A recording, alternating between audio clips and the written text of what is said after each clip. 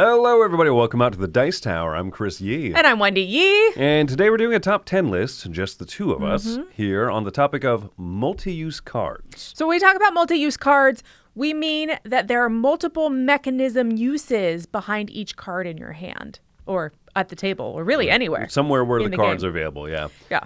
There were a few. So this is one of my favorite mechanisms. First off, I just Mine think, too. Yeah, I just think having a hand of 5 cards, but each card could be used in 3 or 4 different ways, means that you've got more than just the 5 options, and there's something so just exciting about that for me. It's a decision that immediately reduces the amount of future decisions because you've given up at least 2 when you play it. Oh, I see what you see. Yeah, and for some people, it is too much all at once, but it is true that you're like, well, I'm going to use this one. And, I find that it helps me focus almost on different paths because, I'm going to use this card first, then this one or whatever. So I like this mechanism a lot. This top 10 list for me, I ordered the games from 10 to 1 in how much the game showcases and how much it feels like a multi-use card. Okay, I ordered it as how multi-use is interesting because I think there's some basic multi-use and then some much more interesting multi-use. Okay. So let's go ahead and get started, shall we? Yeah. So, it sounds like we approach this a little dissimilarly, but I think that, at the same time, a little bit similarly. I'm curious to see how this is all going to stack up. So starting off here with my number 10. And as I said, this is the one that has multi-use cards in it, and it's a pretty key feature of the game, but it doesn't feel as strong or as obvious as a pick as my number 1 will be. Okay. So for number 10, I went with Revive. This is a game that a good one. You have 2 halves of your deck, basically, that you're kind of doing this deck building thing, and you're tucking it into your player board. And so picture-wise here, this focuses on the player board where you're tucking your cards in, and each card has a top or a bottom half. Top tends to be get resources, bottom tends to be do actions, but it kind of depends. And there's a fun slot you can unlock on the side of your board where you can tuck it in either way.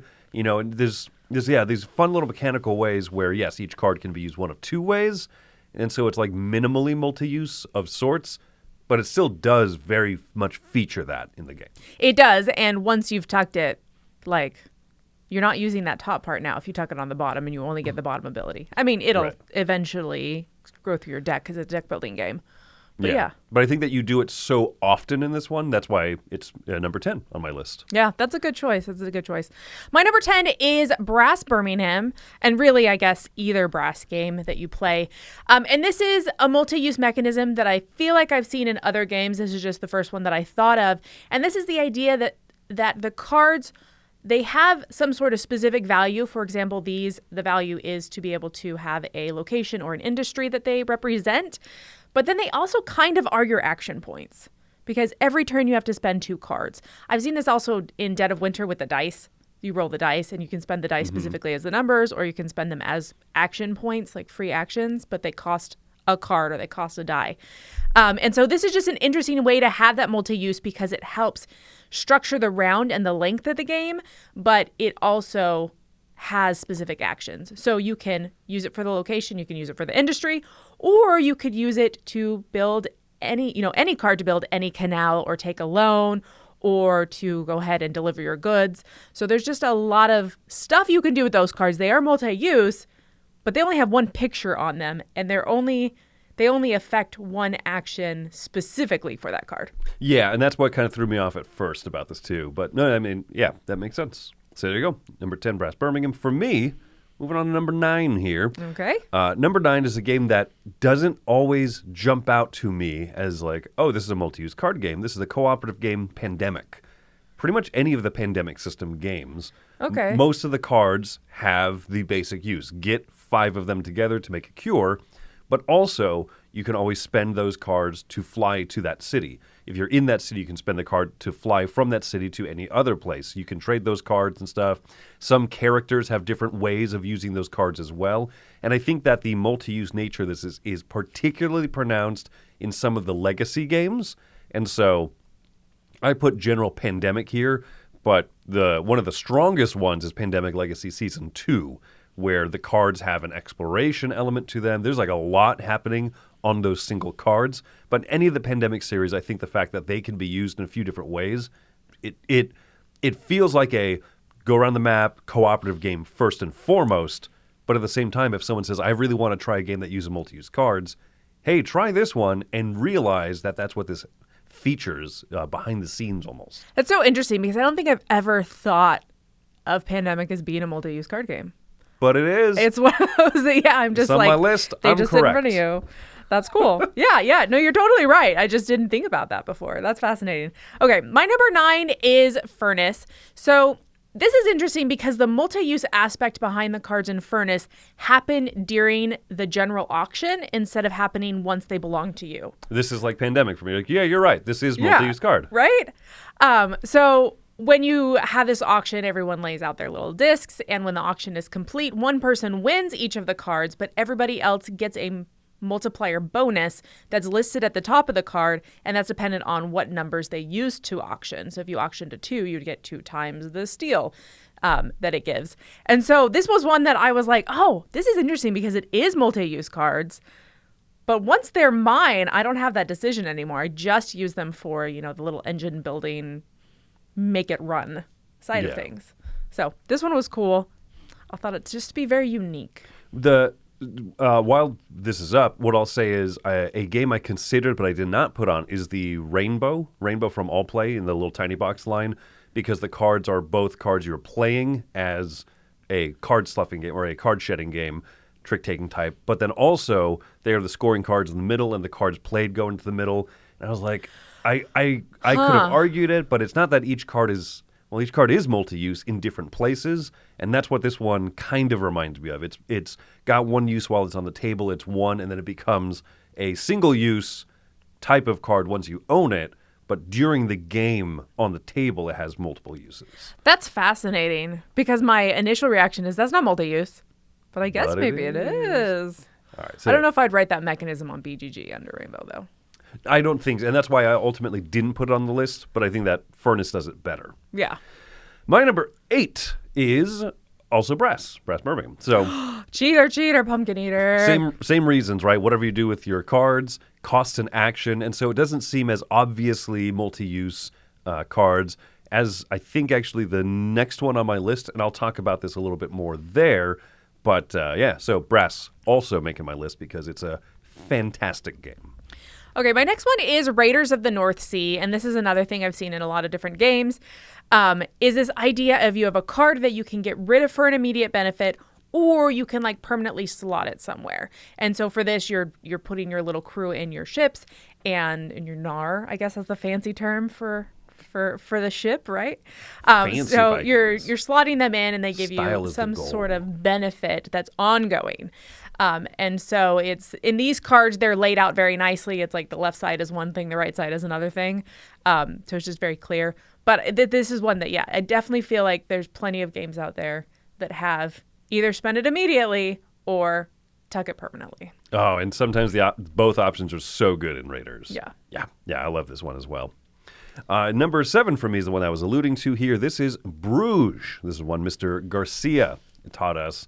And he's talked about this one for a long time. Mm-hmm. So this is one where every card that you spend, every action you do costs a card, kind of like in Brass. The difference is that on the right index, and sadly there's not a good picture of the cards. I wish I had put one in here.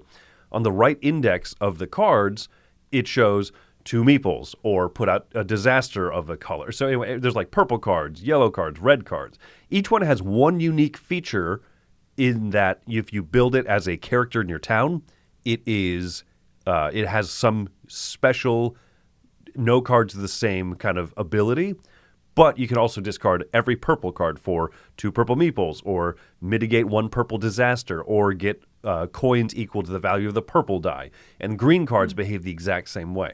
So for me, in Brass, you have to spend any card to build a canal, and it feels pretty much the same. So I rated Brugge a little bit higher because something about having that color coding and having the fact that the actions are printed on the cards makes it feel just a little bit more obviously this is a multi-use card game. Oh, okay. Yeah, because visually it looks more multi-use. Yeah.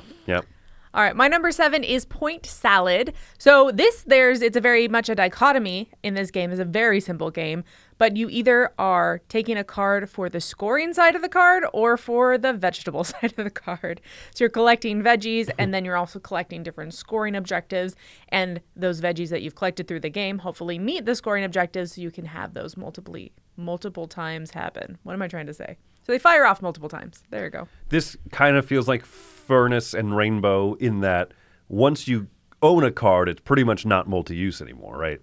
Arguably, you're allowed to flip a scoring card to its vegetable side, which is why it's shown on the index there. But depending on where it's at, it behaves differently. Right. But it's the same card that's used in different ways. But it has the visual of a multi-use card more than some of the other ones that we've said, which I think is why it's higher on my list. Hacks. All right. Number 6 here is one that I've talked about a lot, one that I really enjoy. This is Resist, a solo-only game of David Thompson, Roger Tankersley, Trevor Benjamin. I love this one. I've talked about this one so much, right? The fact that you are these resistance agents during the Spanish Civil War. Every card has a left and a right side. There is the more subtle side, and then there is the guns a-blazing side.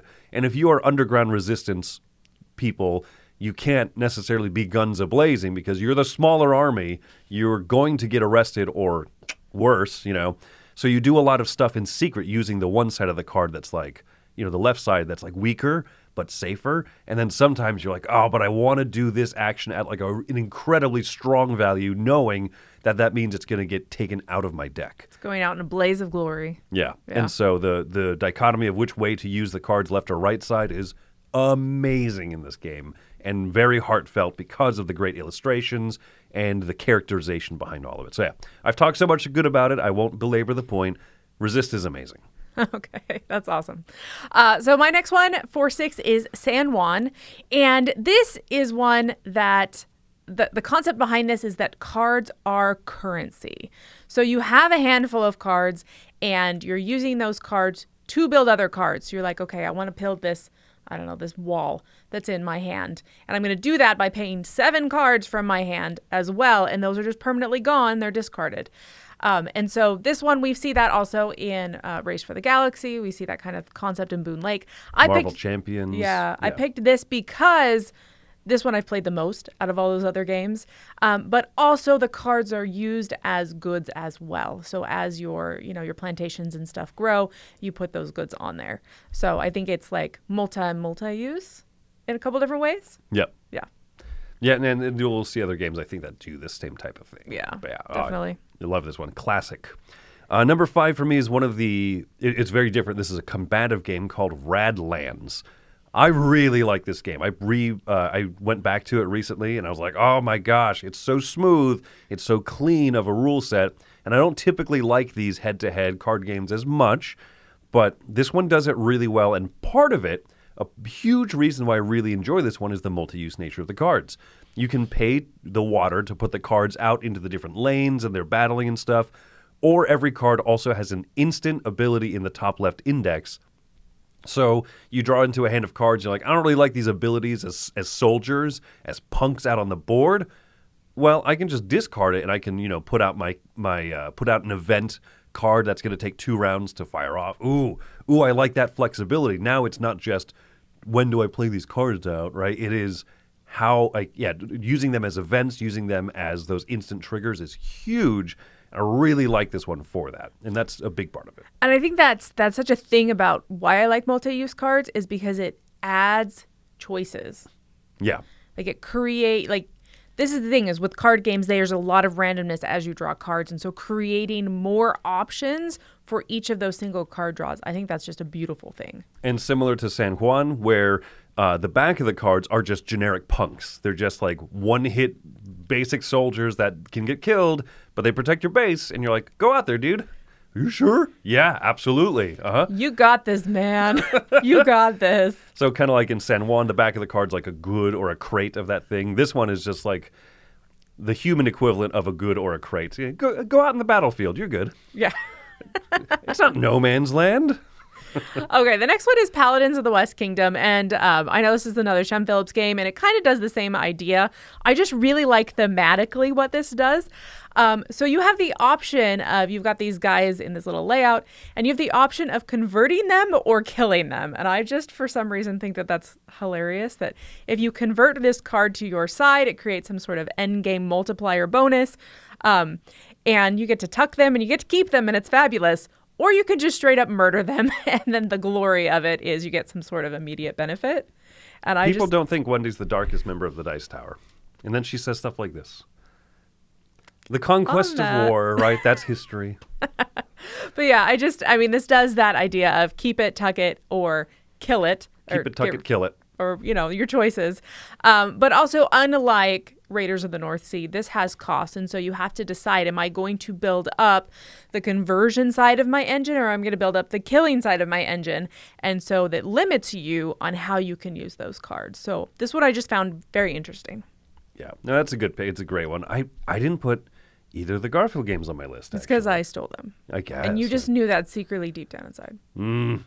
Anyway, number 4, Tybor the Builder here. This is an Alexander Pfister game with a co-designer that I never remember to actually credit, Dennis Rappel. And this one here is it's a really small box. It's a card drafting game. It is just a little bit heavier than Sushi Go. It is heavier than Sushi Go, but it's pretty quick. It's pretty simple. And what you're doing is you're drafting from a hand of 5 cards. Typically, you take a card, and you can put it into one of 3 places, as shown here, kind of next to your player aid. On the right side, it's building power that you're saving up. If you spend on the left, then you are spending it as a card to build. Like you spend the power from the right side to construct buildings. Or you can put it on the top there, and you're getting it as a citizen, which has like set collection, and also gives you discounts on different colored buildings. So it's very simple card draft, but then where you place it, it has one of 3 different uses. I love both the simplicity, but then as you said, multi-use card games are so intriguing to me because they give you more options. They give you so many options of what to do with a single card. This is a fabulous one, and we definitely see... It's fun. I keep mentioning how there's so many other games that do these similar things, because we do see other games where you have that middle board, and depending on where you set your card in response to it, you've got that. Yeah, it becomes more choices. Okay, I'm kind of proud of my number 4 because this is one that I was like, oh, that is a multi-use card game. So this is Mandala.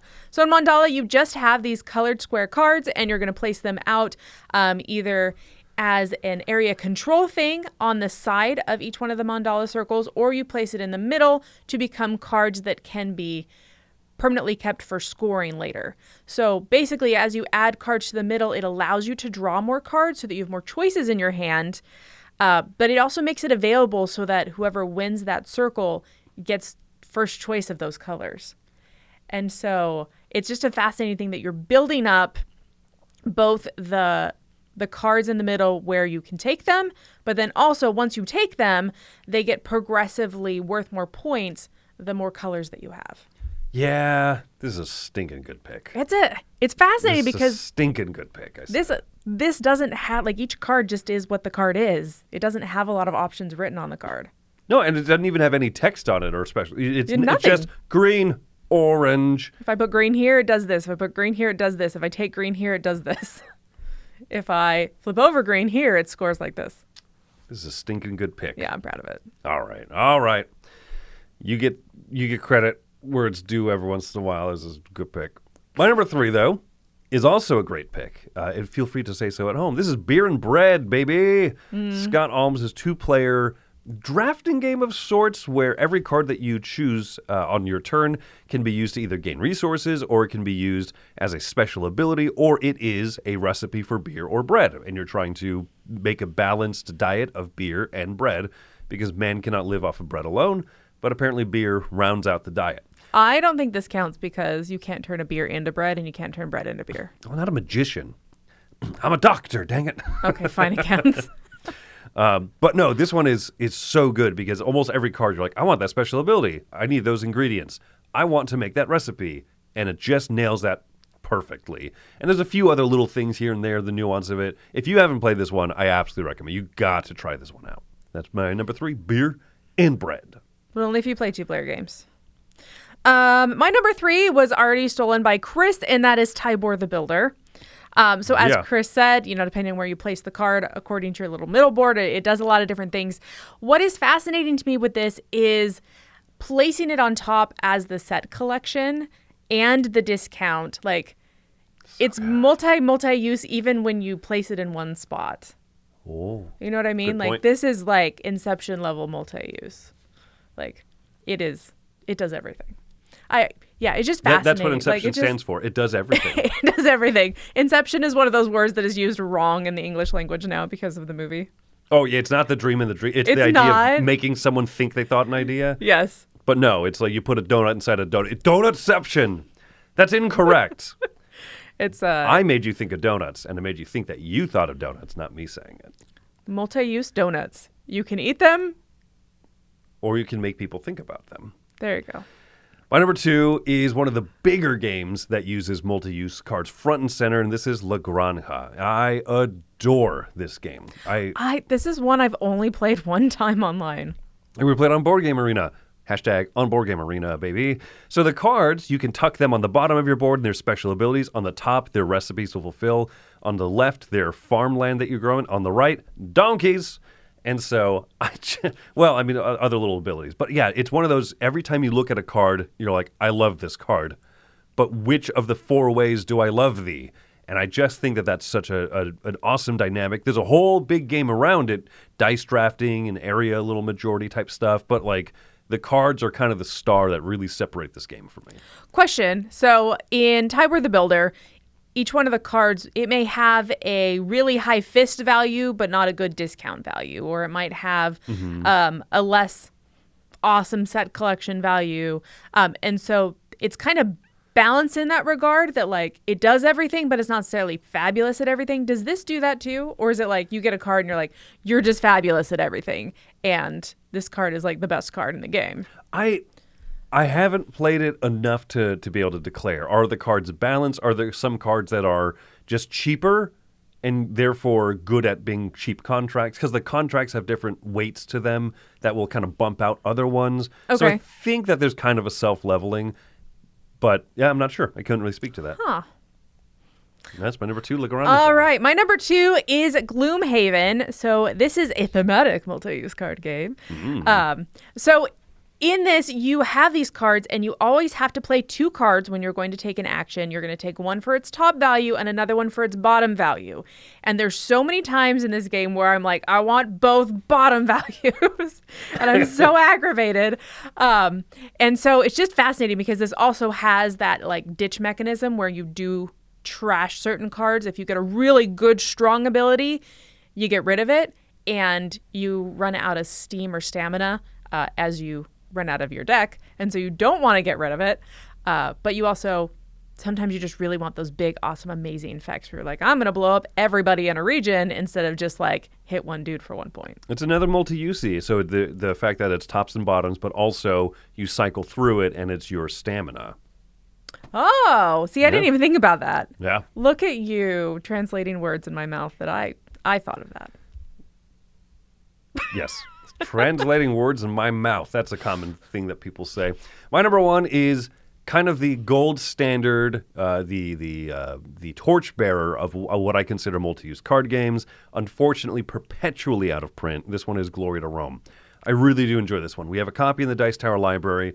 I like teaching it because it is confusing. It's a lot, but it is the epitome of, depending on where it is, where you tuck it on one of the 4 sides of your player board, it's a good, or it's a foundation, or it's a contract, or it's an ongoing, extra ability to grab things. Or if it's on the table in one of 2 different areas, it also behaves differently. It's multi-use up the wazoo. It is. I really hope this one gets figured out one day because I think it's a great game.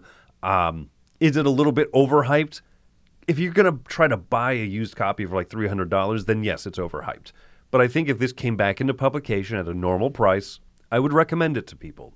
I do recommend find a game, like a convention library that has it, something like that, because I think it's a wonderful game worth trying. If you love this genre, it's amazing to me. That is a very, very good one. And honestly, I used Tybor the Builder instead of this one because I thought it did similarly, but this is just much more in depth. It's a much heavier game. It is, yeah. And that's a fabulous one. It deserves being in your number one. There you go. My number one also is deserving of its spot, and this is Oh My Goods. So this is the very first one I always think of when I think of multi-use card games, because this is a game where you are creating, like, you have a worker. So one of your cards is a worker, and you can flip it to be like a really good worker or a not as good worker at a discount. And so you're playing out cards from your hand, you're building buildings and you're buying them, and then you're using your worker to make them run, like your little other card to make them run. But then also the cards determine the round, and they determine what resources come out through the round. So you're flipping them over looking for these little suns that are spread throughout the deck. And so you're flipping them over, and on the left side actually is the good that they're worth. And to run your buildings, you need those goods. So you're kind of doing this like weird gamble where you're like, am I going to be able to afford to run my building with my worker? Am I going to be able to do it efficiently where I don't need any discounts? And it just depends on how those cards flip over. But then on top of that, those cards are also the goods that go on top of the buildings once they run. You just take them from the deck, and they're valued based on what the building's value is per good. So you're like, okay, this is just basic charcoal. It's worth like 1. Each one of those goods is worth 1 point. Whereas if it's a cow, like an entire cow, it's worth like $8 per, or 8 gold per. Multi-use cows. It's just, there's just so many levels of multi-use in this game that you push can your luck and production chains and a little bit of like worker placement-ish of sorts. Like it's amazing how much Alexander Pfister put into a deck of cards. Yeah, a little deck of cards. I love this. It's not a long game. It's not a huge undertaking. Like, it sounds like a lot, but it's not that much. It's just very clean because of the way the cards are set up. It's just very obvious how they work after you're taught the rules. Yeah. So it's fabulous. This is my number one, and it deserves it more than your number one. I disagree, but your game at least is in print. Yeah. Folks, there you go. That has been our top 10 games with multi-use cards. Go ahead and list off, are there any that we didn't mention, things that should have been a different spot? Go ahead and comment that below, of course. And till next time, thanks for watching. I'm Wendy Yee. And I am Chris Yee. Have fun playing those multi-use card games.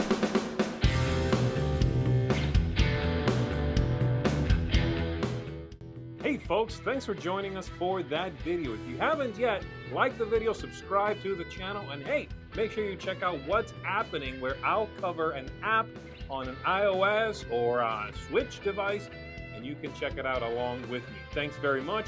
You've been watching The Dice Tower.